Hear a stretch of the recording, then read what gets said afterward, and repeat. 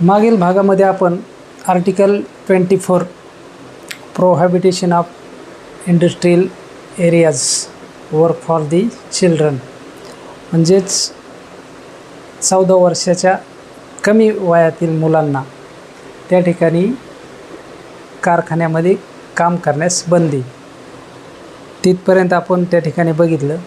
आणि आज आपण आर्टिकल 25, आर्टिकल 26, 27 आणि 29, 28, 30 या ठिकाणी आपण अगदी सविस्तर चर्चा करणार आहोत. सो आर्टिकल 25 फंडामेंटल राईट्समध्ये भाग 3 आर्टिकल 25मध्ये धर्म स्वातंत्र्याचा हक्क, right to freedom of religion means धर्म स्वातंत्र्याचा हक्क. यामध्ये कुठलाही व्यक्ती त्या ठिकाणी आपल्या धर्माचं मुक्त प्रकटीकरण करू शकतो.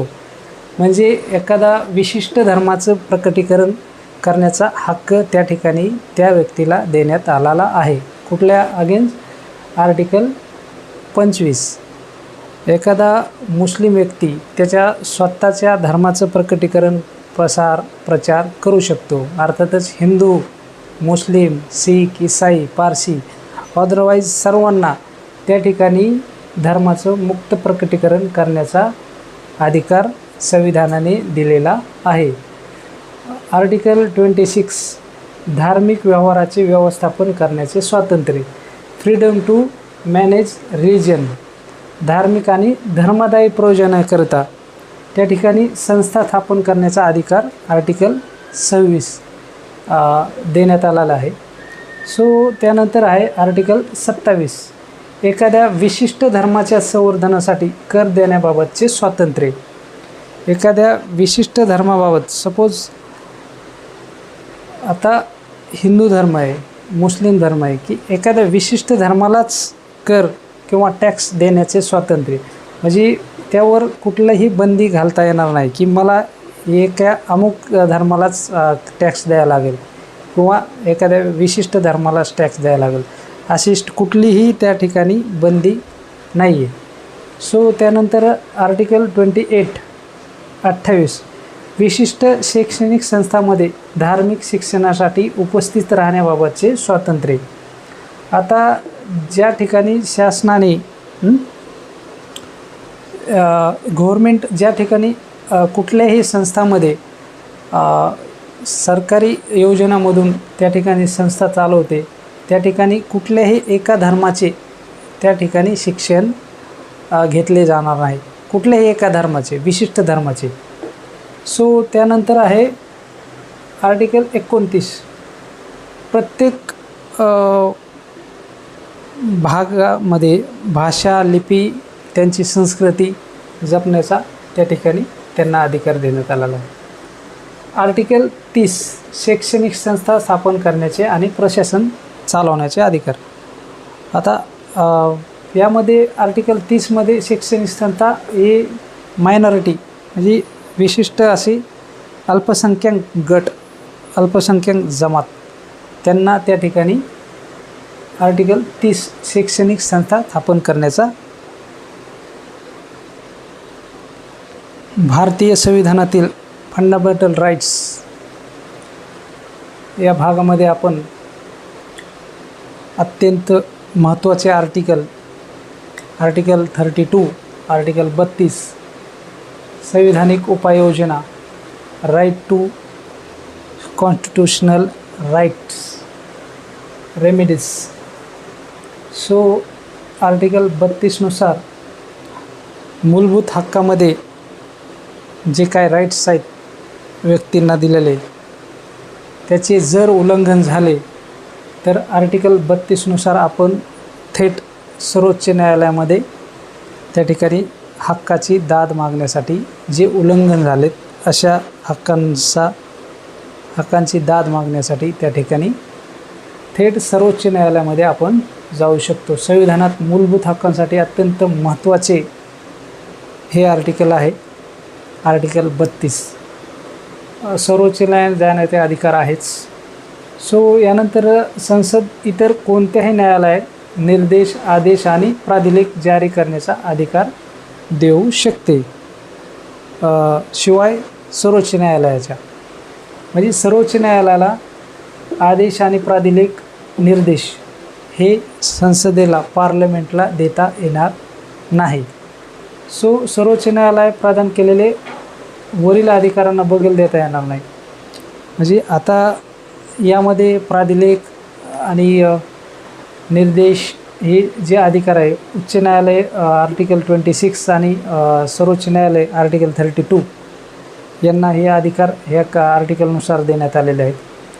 आणि काही विशिष्ट कालावधीमध्ये, म्हणजेच अर्थातच आणीबाणी असेल त्या ठिकाणी, तर आर्टिकल 359 नुसार आणीबाणीचे ज्यावेळी लागू होते त्या ठिकाणी, त्यावेळी प्रेसिडेंट, इंडियन प्रेसिडेंट, भारतीय राष्ट्रपती, भारताचा राष्ट्रपती त्या ठिकाणी आणीबाणीच्या वेळेस काही मूलभूत अधिकार असे आहेत, त्याविषयी आपण पुढील भागामध्ये चर्चा करणार आहोत. आर्टिकल 359 नुसार त्यावरती काही कंट्रोल आणू शकते, त्यावरती थोडंसं कंट्रोल आणून आपली मर्यादा कमी करू शकते ते फंडामेंटल राईट्सची. सर्वोच्च न्यायालयाला आर्टिकल 32 नुसार हे अधिकार देण्यात आलेले आहेत. आणि उच्च न्यायालयाला आर्टिकल 226 नुसार त्या ठिकाणी अधिकार देण्यात आलेले आहेत. तर आपण पुढील भागामध्ये सर्वोच्च न्यायालयाचे अधिकार आणि उच्च न्यायालयाचे अधिकार या ठिकाणी चर्चा करणार आहोत.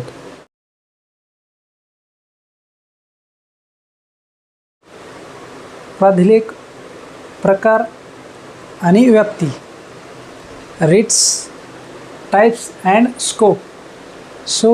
आर्टिकल 32 नुसार सर्वोच्च न्यायालय किंवा सुप्रीम कोर्ट आणि आर्टिकल 226 अर्थातच हायकोर्ट म्हणजेच उच्च न्यायालय यांना काही अधिकार दिलेले आहेत. 1950 पूर्वी केवळ कलकत्ता, मुंबई, मद्रास उच्च न्यायालयांना प्राधिलेख जारी करण्याचा अधिकार होता. पण आता वर्तमान काळामध्ये सध्या आर्टिकल 226 अंतर्गत उच्च न्यायालयाला प्राधिलेख जारी करण्याचा अधिकार देण्यात आलेला आहे. प्राधिलेख इंग्लंडच्या राज्यघटनेतून घेण्यात आलेला आहे त्या ठिकाणी.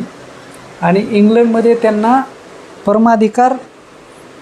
परमाधिकार प्राधिलेख म्हणून ओळखले जाते. आणि त्या ठिकाणी परमाधिकार परमादेश प्राधिलेख तो त्या ठिकाणी राजाचा विशेषाधिकार आहे, इंग्लंडच्या राजाचा विशेषाधिकार आहे. केवळ सर्वोच्च न्यायालय आणि उच्च न्यायालयांना या ठिकाणी आवर्जून सांगतो, केवळ सर्वोच्च न्यायालय आणि उच्च न्यायालय यांना देहोपस्थिती, महादेश, प्रतिबंध, कोवारंटो, प्रकर्षण, प्राधिलेख फक्त 2च कोर्टांना त्या ठिकाणी अधिकार आहे, सुप्रीम कोर्ट आणि हायकोर्ट. काय ते अधिकार काय आहेत? देहोपस्थिती, महादेश, प्रतिबंध, कोवारंटो, प्रकर्षण आणि प्राधिलेख. आता बऱ्याचशा जणांना हा प्रकार माहीत नसेल की देहोपस्थिती म्हणजे काय, महादेश म्हणजे काय, प्रतिबंध म्हणजे काय. त्याची अजिबात चिंता करू नका, त्याचे टेन्शन घेऊ नका की आपण प्रत्येक शब्दाचं योग्य विश्लेषण त्या ठिकाणी करणार आहोत आणि त्याचं निराकरण करणार आहोत. प्रत्येक शब्दात ज्या ठिकाणी तुम्हाला प्रॉब्लेम येतो कमेंट करा, त्या ठिकाणी तुम्हाला योग्य मार्गदर्शन केलं जाईल. तर या ठिकाणी आपण व्यवस्थित विश्लेषण करणार आहोत. प्राधिलेख, प्रकार आणि व्याप्ती, रिट्स, टाइप्स अँड स्कोप. आता आपण बंदी प्रत्यक्षीकरण, देहोपस्थिती, हॅबस कॉर्पस. त्या ठिकाणी हॅबस कॉर्पस ही एक लॅटिन संज्ञा आहे. याचा अर्थ आहे व्यक्तीला ताब्यात घेणे किंवा त्याला बंदिस्त करणे असा होतो. किंवा न्यायालयापुढे प्रत्यक्ष हजर करण्याचा आदेश म्हणजेच काय तर बंदी प्रत्यक्षीकरण. यामध्ये आपण परमादेश आणि बंदी प्रत्यक्षीकरण हॅबस कॉर्पस आणि मॅन्डेमस. म्हणजे आता हॅबस कॉर्पसमध्ये काय, व्यक्तीला ताब्यात घेणे, आणि परमादेशमध्ये काय की आदेश. आता एखादा सर्वोच्च न्यायालय किंवा उच्च न्यायालय आहे, एखाद्या खालच्या कोर्टांना किंवा नागरी अधिकारी असतील, महामंडळ असतील, काही संस्था असतील, रजिस्टर संस्था, त्यांना ज्यावेळी आदेश देतो कशामार्फत, परमादेश किंवा महादेश, मॅन्डमस. म्हणजेच काय झाला तो परमादेश. कोणाला देतो, कोण देतो, सुप्रीम कोर्ट किंवा हायकोर्ट. कोणासाठी आहे तो लागू, नागरी अधिकारी, निष्कृष्ट म्हणजे खालचे कोर्ट जे की डिस्ट्रिक्ट लेवलचे, त्यानंतर महामंडळे आहेत, त्यानंतर आहेत सरकारी संस्था काही,